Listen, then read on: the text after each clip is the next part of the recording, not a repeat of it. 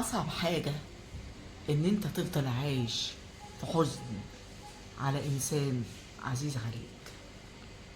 بتحاول إن أنت تعيش حياتك، لكن تلاقي الشخص ده ملازمك في كل حاجة. فاكره دايما، فاكر أفعاله، كلامه.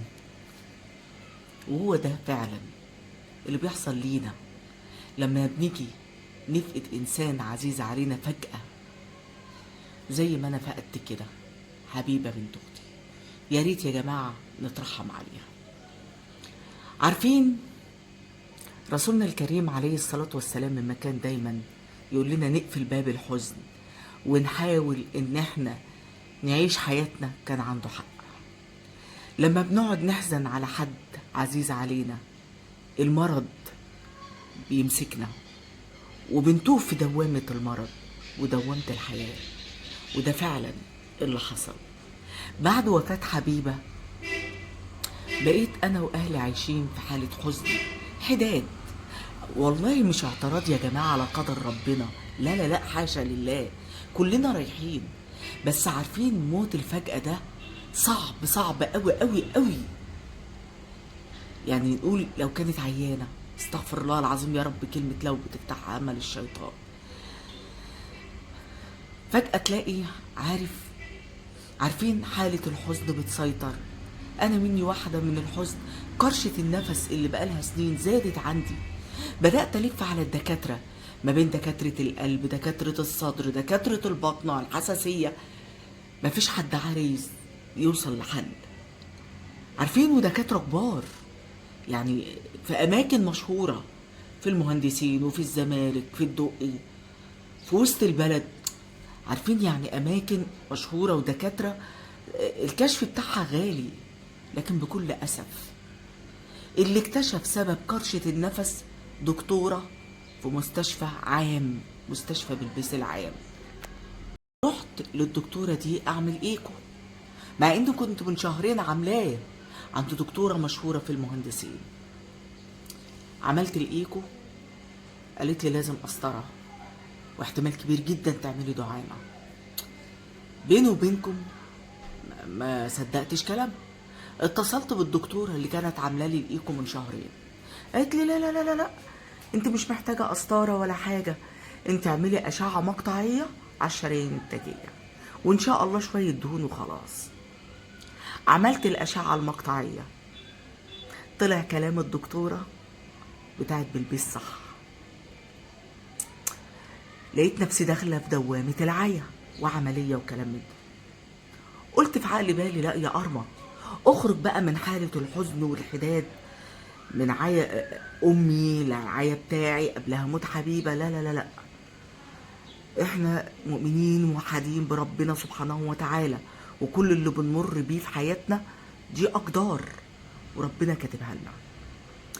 فقلت أخرج بقى بصراحة، أتمشى شوية وأعمل شوبينج.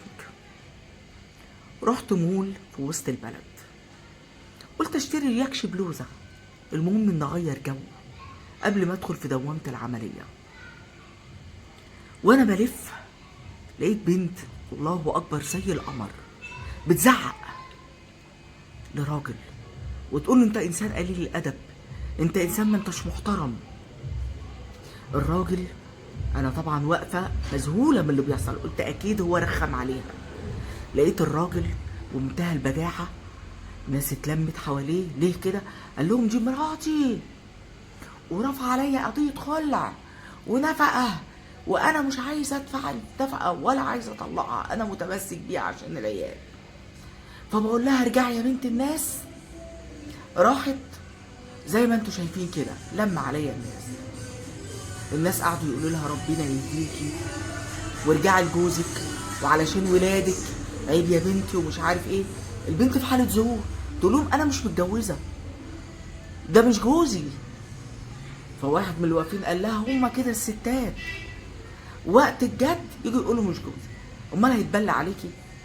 خرج الراجل ولقيته بيشاور للبنت باي.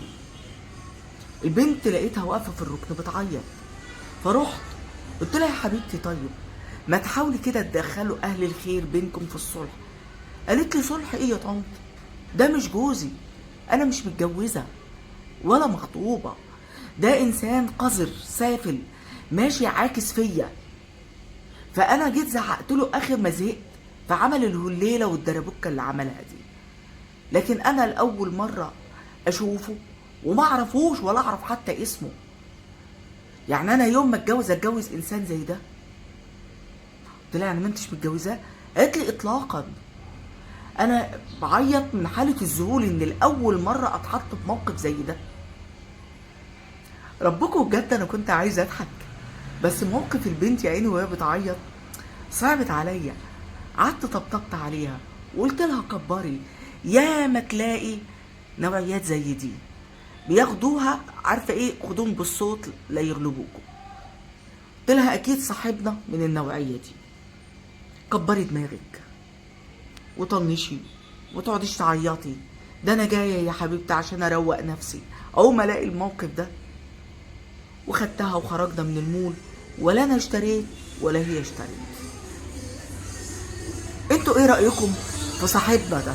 ويا ترى لو حد فيكم اتعرض للموقف ده هيتصرف مع البني ادم ده ازاي؟